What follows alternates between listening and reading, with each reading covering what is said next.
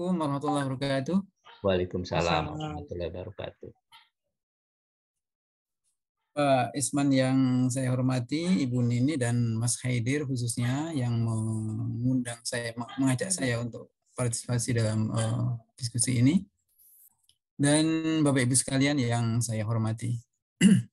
Mohon izin malam ini saya akan mencoba untuk memperkenalkan gaya tulisan Naskhi dalam manuskrip Al-Quran. Barangkali kalau biasanya berupa beralaskan benda-benda keras gitu, yang menjadi khas dari epigrafi, saya akan menampilkan beberapa gambar dari manuskrip Al-Quran. Saya kira barangkali bisa menjadi bahan bandingan gitu ya, Bapak Ibu sekalian. Sebenarnya ini merupakan tulisan lama ya, tahun 2006,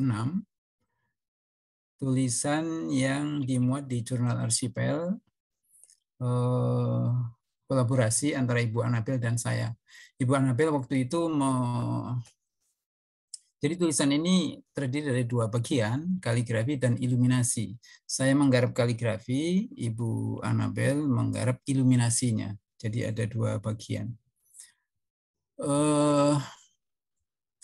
Nanti tulisan ini bisa saya share di grup, saya kira, seandainya ada yang berminat untuk membaca lebih lanjut gitu. Sudah lama, tahun 2006, pada halaman 95 sampai 156 ya, cukup panjang karena banyak gambarnya di sini. Iseng-iseng tadi saya melihat di Google Scholar, saya melihat bahwa tulisan ini mendapat ya katakanlah sambutan gitu ya. Ada 34 artikel yang mengutip, separuh diantaranya merupakan artikel jurnal atau buku yang katakanlah bersifat internasional, dan 17 yang lainnya itu tulisan-tulisan dari jurnal nasional. Ya, saya cukup senang dengan kutipan itu, artinya bahwa tulisan ini dibaca gitulah, dibaca oleh sebagian kalangan akademisi. Bapak Ibu sekalian, ini di antara Quran yang kita lihat ya dari sisi kaligrafi dan iluminasinya. Yang pertama koleksi, jadi 7 diantaranya itu koleksi perpustakaan nasional. Seperti kita lihat di layar,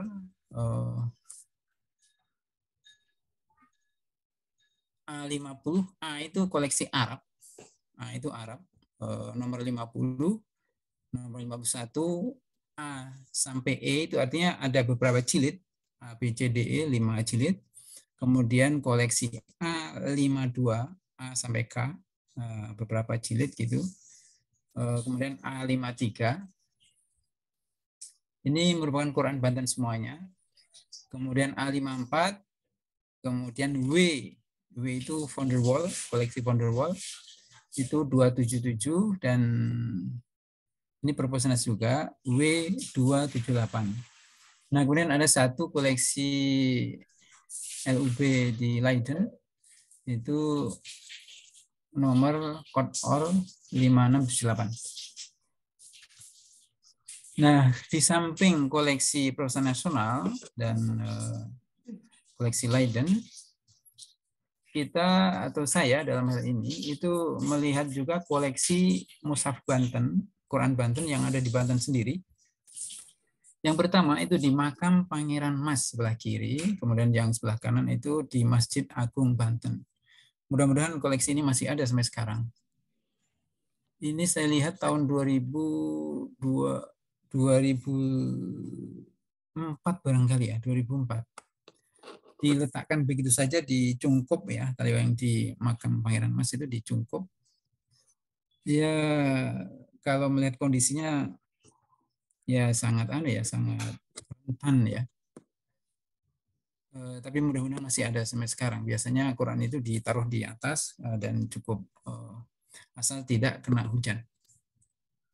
Kemudian yang bagian ini adalah 2 buah mushaf Al-Quran di makam Sultan Maulana Yusuf Banten. Ya, ini berupa lembaran-lembaran lepas saja, jadi sudah tidak lengkap. Bagian belakang, depan itu sudah tidak lengkap, bahkan lembaran-lembarannya sudah banyak yang lepas. Koleksi yang paling banyak memang ada di Perpustakaan Nasional karena itu merupakan Quran yang diambil oleh pemerintah Belanda ketika dulu Banten diserang, ditundukkan gitu. Jadi semua koleksi naskah termasuk yang lainnya ada gamelan dan sebagainya itu tahun 1832 atau berapa gitu. Itu diangkut ke dan jadi koleksi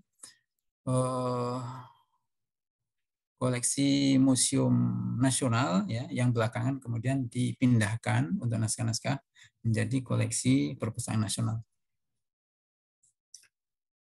Nah, kaligrafi dalam manuskrip Quran itu dapat dikaji dalam 4 bagian. Yang pertama teks Quran, kemudian yang kedua kepala surah, yang ketiga marginalia atau tulisan di tepi halaman yang berupa tanda juz atau bagian teks Al-Quran.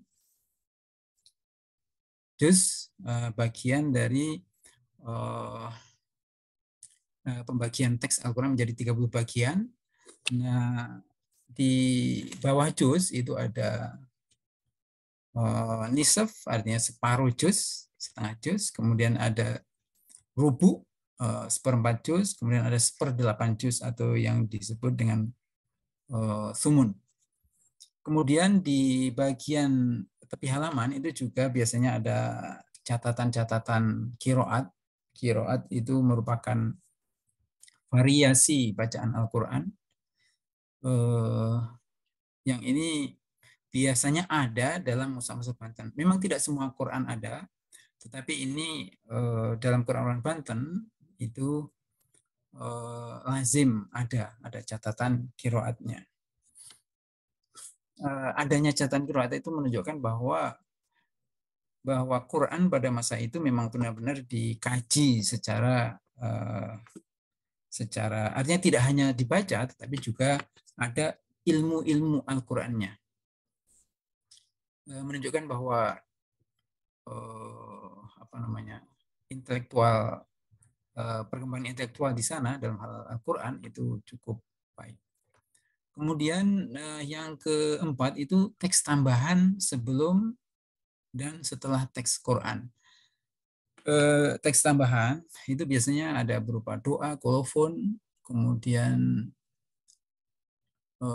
daftar imam kiroat misalnya gitu, dan lain-lain. Juga ada sebagian itu ilmu-ilmu Al-Quran ditulis dalam bahasa Arab gitu. Itu juga ada dalam sebagian Quran.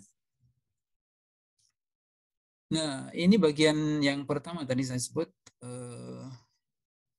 teks Al-Qur'annya. Nah, di dalam teks Al-Qur'annya saya melihat ada 2 gaya Banten, gaya nasi Banten. Yang pertama itu gaya tulisan naskhi dengan pengaruh Indo-Persia. Kemudian yang kedua, dari segi tulisannya itu saya melihat ada pengaruh gaya muhakkok atau raihani. Ini satu gaya tulisan dalam Al-Quran. Nah, kalau dalam gaya yang pertama, jadi ini 13 Quran ya, 13 Al-Quran Banten. Saya klasifikasi yang mana, yang bagian atas, yang merupakan pengaruh gaya Indo-Persia. Ya.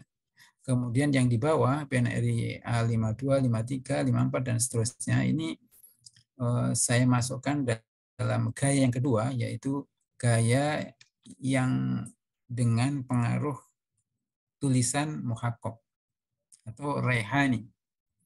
Tulisan. Jadi pada masa dahulu, khususnya Quran-Quran dari Timur Tengah, abad ke-11 sampai abad ke-13 itu menggunakan gaya tulisan yang berbeda, yaitu gaya tulisan muhakkok yang seperti yang gaya di bawah ini. Memang ada perubahan-perubahan tertentu dalam penggunaan gaya tulisan untuk Al-Quran dari abad ke abad. Ada perubahan. Seperti yang kita lihat pada masa sekarang, itu Quran selalu bisa dikatakan pasti ditulis dengan gaya naskhi.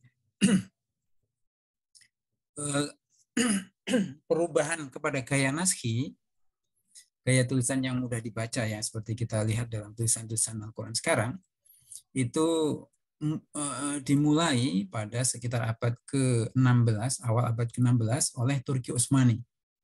Karena pada waktu itu Turki Utsmani merupakan kerajaan yang besar dan sangat berpengaruh, maka sejak awal abad ke-16 itu, kira-kira awal abad ke-16 atau akhir abad ke-15, itu sampai sekarang itu hampir semua Quran ditulis dalam gaya naskhi. Meskipun demikian, seperti yang tadi saya sebutkan, ada varian-varian tertentu dari gaya naskhi itu.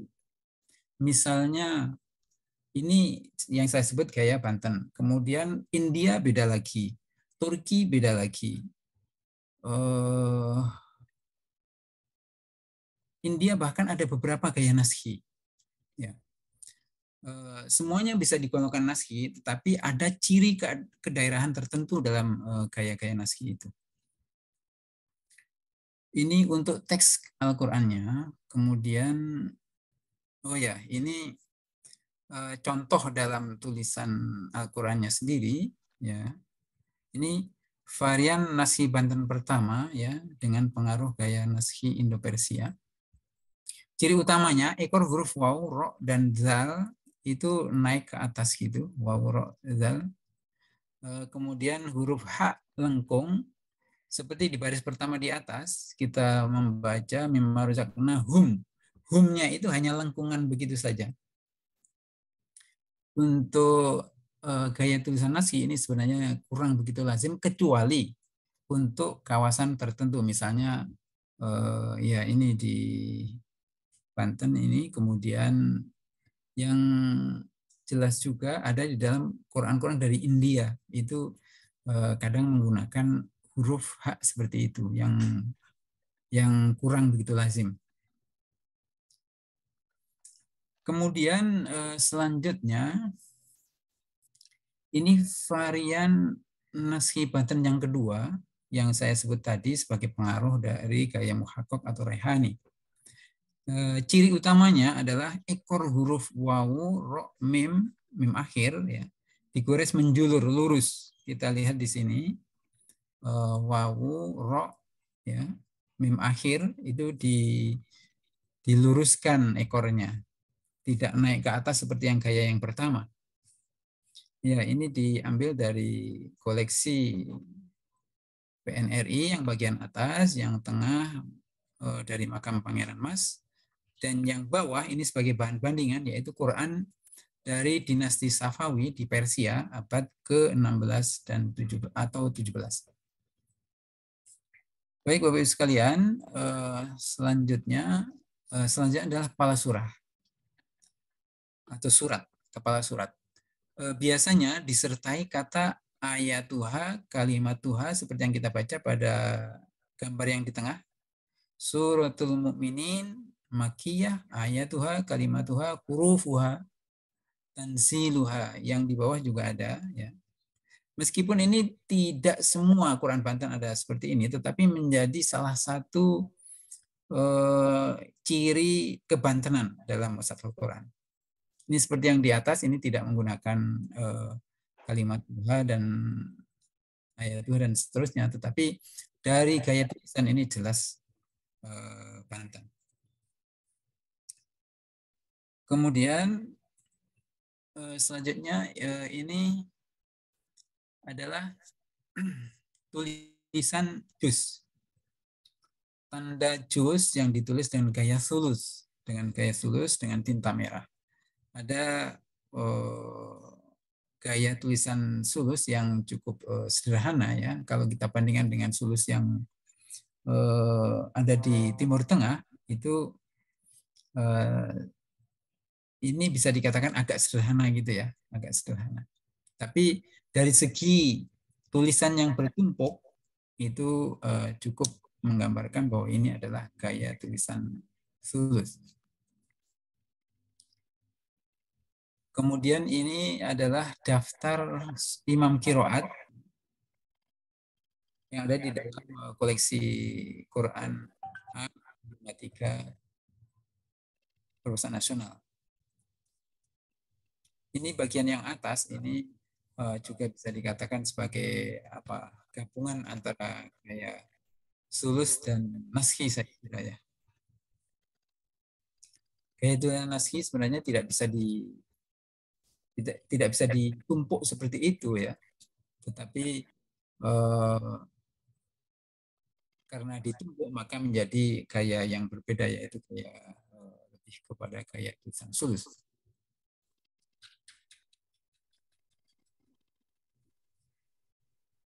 Nah, ini adalah Quran yang lainnya, yang Quran Banten yang kita temukan dalam perpustakaan Iman Jama di Jakarta Selatan. Ini hanya beberapa hal saja. Waktu itu saya tanyakan kepada pemiliknya, saya menduga bahwa melihat ini saya langsung bisa menduga bahwa ini adalah dari Banten. Nah, kemudian saya konfirmasi kepada pemiliknya, rupanya benar. Ini merupakan koleksi keluarga istrinya yang berasal dari Banten, bangsawan. Jadi, Bapak sekalian, dengan melihat tulisan tertentu, kita bisa menduga bahwa sebuah korban berasal dari daerah tertentu. Memang tidak semuanya, tetapi itu salah satu yang bisa diperbandingkan. Kemudian ini adalah koleksi yang lainnya, yaitu koleksi Bantenologi di UIN Banten. Ini juga saya baru temukan belakangan beberapa waktu yang lalu.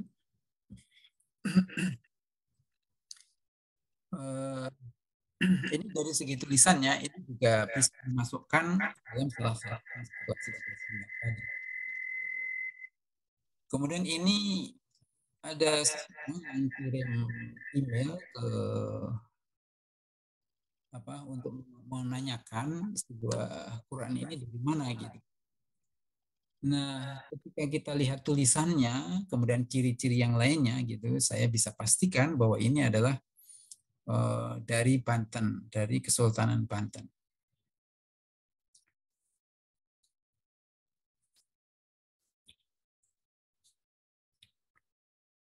Nah, bagaimana dengan manuskrip Banten selain Quran? Ini misalnya ada Dalail Al-Khairat, ya, ini koleksi PNRI, Perusahaan Nasional A80. Nah, dalam tulisan atau dalam naskah keagamaan, ini bisa disamakan dengan naskah Quran. Misalnya ini kita lihat dalam Dalail Khairat. Ini tulisannya itu bisa kita cirikan sebagai naskhi Banten. Artinya ini sejalan dengan klasifikasi yang saya kemukakan tadi. Nah, yang bagian kiri ini adalah Hikayat Iskandar Zulkarnain, koleksi LUB 1970. Nah, kita lihat di sini tulisan untuk hikayat ya, yang berbahasa Melayu tentu saja, ini menggunakan gaya yang berbeda. Gaya tulisannya adalah gaya tulisan yang menyerupai nasta'lik yang merupakan tulisan khas Persia. Ini merupakan gaya umum dalam tulisan-tulisan Melayu. Ya. Dalam tulisan Melayu. ini sangat lazim. Maka tidak heran bahwa naskah yang berbahasa Melayu ini dari Kesultanan Banten itu juga menggunakan gaya yang mirip nas ta'lib khas Persia.